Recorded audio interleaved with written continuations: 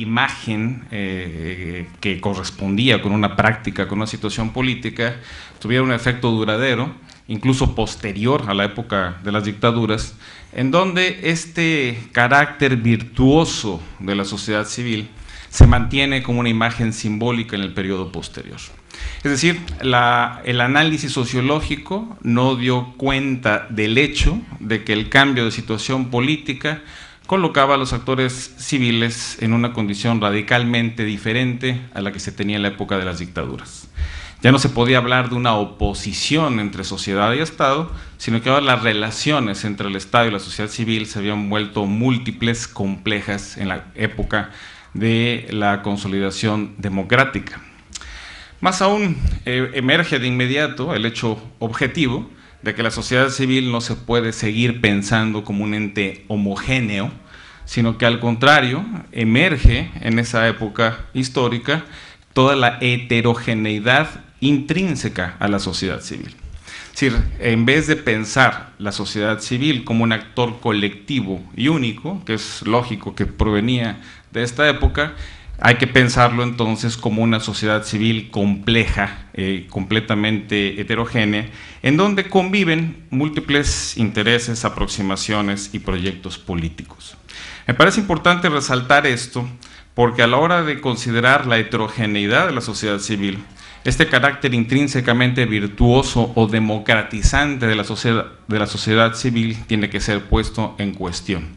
Hay que reconocer que hay actores de la sociedad civil que siguen promoviendo ciertas causas y objetivos que pueden profundizar la democracia, pero hay muchos otros actores de la sociedad civil para quienes ese no es un proyecto que sea relevante. Hay actores que son más bien anticiviles, actores conservadores, actores incluso cercanos a proyectos políticos autoritarios, de tal forma que podemos empezar a pensar que la sociedad civil es en sí misma un campo de conflicto. Un campo de conflicto ideológico, un campo de conflicto cultural, un campo de conflicto en donde se dirimen distintas formas de pensar la sociedad. Pero no solo eso, empiezan a emerger también más claramente todos los vínculos entre distintos actores civiles y actores políticos. Esta idea de la oposición tiene que ser entonces desmontada. Tenemos que aprender a pensar más bien en los vínculos diferentes que se establecen, por ejemplo,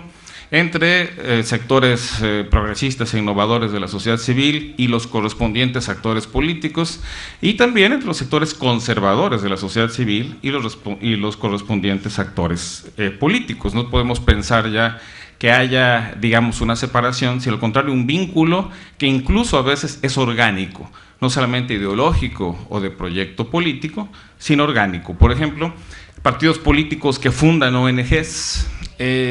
hay asociaciones empresariales que crean también ONGs, movimientos sociales que crean a su vez otro tipo de organizaciones o que crean partidos políticos. La vasta complejidad del origen mismo y de la economía política de las organizaciones de la sociedad civil tiene que ser puesta en consideración en el análisis.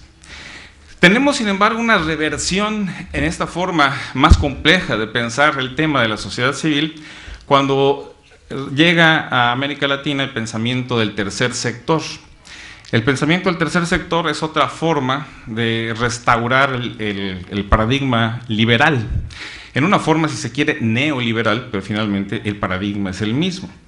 La idea del tercer sector sostiene entonces la existencia de un tercer sector distinto del Estado y del mercado, lo cual una vez más produce esta separación clásica del pensamiento, como si pudiésemos pensar a esos actores de la sociedad civil o tercer sector como independientes, autónomos o diferentes de los actores del mercado o del Estado. Entonces esta teoría, es lógico, trae consigo consecuencias prácticas muy inmediatas, en términos de que tiende a despolitizar la relación que se establece entre la sociedad y el Estado.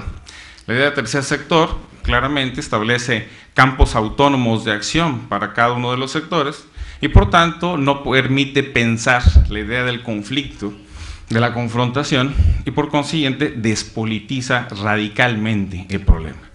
Entonces, creo que contra esta tendencia es importante tomar en consideración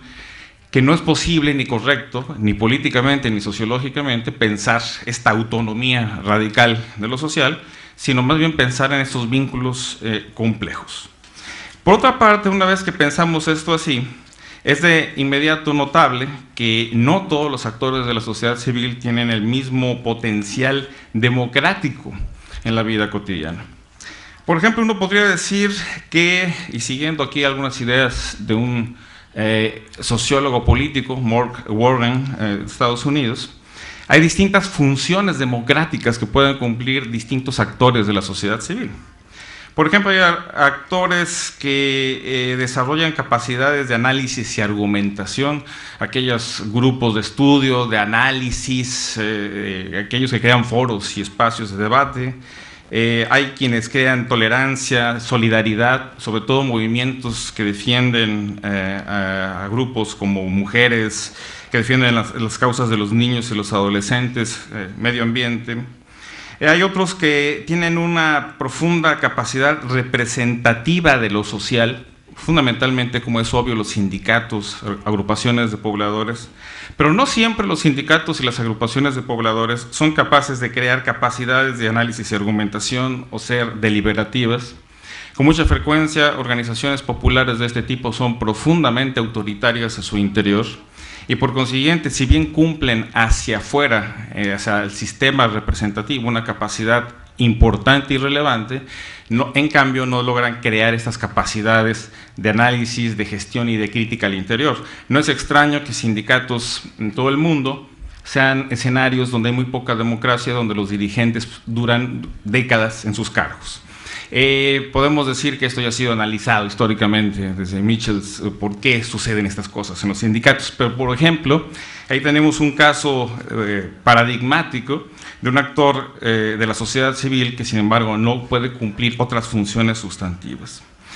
Y naturalmente hay asociaciones conservadoras que directamente promueven el sexismo, la intolerancia, el racismo, y son actores de la sociedad civil también, porque representan formas de pensar, de actuar, valores, normas que están presentes en la sociedad.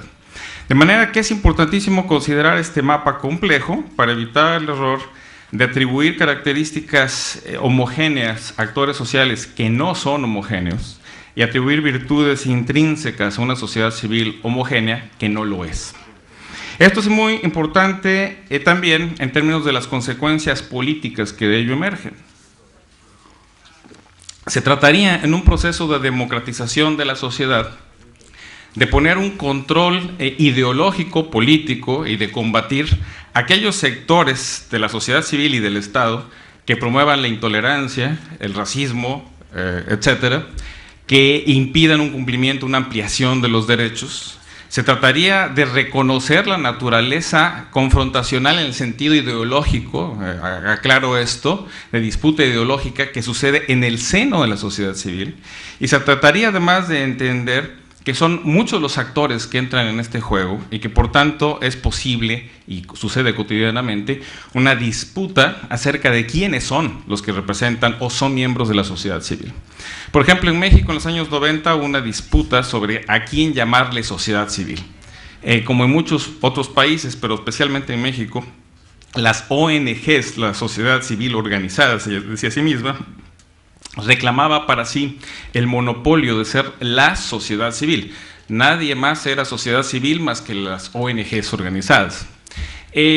Cuando emergió el zapatismo, hubo un momento en que los zapatistas y sus aliados dijeron, basta ya de confusiones, nosotros somos la sociedad civil. O sea, realmente la sociedad civil era aquel sector que estaba promoviendo una transformación social radical de la vida pública y un reconocimiento de los derechos indígenas. Entonces, estas exclusiones simbólicas nos ilustran perfectamente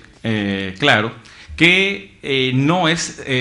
un tema sencillo de quiénes son los miembros de la sociedad civil. Entonces, desde el punto de vista teórico, creo que es mucho mejor entender la complejidad y la diversidad, entender este carácter, digamos, de disputa ideológica y de proyectos políticos al interior de la sociedad civil y los vasos comunicantes con el Estado que establecen permanentemente. Desde el punto de vista de la participación ciudadana, esto tiene consecuencias igualmente importantes. Cuando uno habla de participación ciudadana, se pensaría que la sociedad civil es automáticamente representable, porque desde el discurso de la participación se piensa la sociedad civil de una manera homogénea, sea en términos territoriales, sea en términos sociales. Y sin embargo, dado que no existe esta homogeneidad, es evidente que cualquier esquema fáctico, práctico de participación implicará una selectividad de aquellos actores que van a ser incorporados en el esquema participativo. La excepción puede ser cuando la participación se da en bases territoriales y son electos los miembros los que van a representar. Hay una representación directa de orden electoral, así sea territorial y específica o funcional. Pero cuando hay consejos de diversa naturaleza, es lógico que emerjan disputas acerca de quién representa a la sociedad civil, o en su caso, qué sectores de la sociedad civil quedan representados. Todo esto nos indicaría, en suma, que hablar o equiparar más sociedad civil con más democracia sería en sí un error. No necesariamente es así. Es mucho mejor que exista una sociedad civil activa, plural, diversa. Esto nos permitirá tener un terreno de debate público más rico, pero cuando predominan dentro de la sociedad civil los actores que no son democráticos, como sucede en determinados momentos históricos, esto puede representar más bien una amenaza a la propia democracia. Entonces pensemos más bien que es importantísimo tener una capacidad de selección de qué actores de la sociedad civil son aquellos que queremos impulsar de manera más decidida. Lógicamente son importantes en ese terreno aquellas organizaciones que defienden los derechos de ciudadanía, en primer lugar. Y por supuesto es lógico que esta sea o haya sido durante una época la agenda de muchas organizaciones internacionales y de financiadores. Sin embargo, cuando la agenda se modifica, como sucede ahora en varios países de América Latina, a apoyar la filantropía, más en general, estamos pasando a una agenda neoliberal que ha dejado de reconocer la primacía de la lucha por los derechos. Y esto conduce entonces a un cambio paradigmático que introduce por la puerta de atrás una nueva agenda, que es una agenda del asistencialismo social, que es muy afín con muchas de las políticas sociales de los gobiernos de nuestra región. Muchos de los subsidios a la pobreza que hoy día tienen lugar en América Latina son subsidios focalizados, es decir, no universales, o programas de subsidio sectoriales, grupales, para ciertas personas, ciertos grupos, bajo ciertas condiciones, de tal forma que el asistencialismo estatal se ve también, digamos, aunado a nuevas formas del asistencialismo privado convertido por estas políticas en un bien público. En otras palabras, quienes hacen asistencialismo privado son considerados organizaciones que hacen un bien público.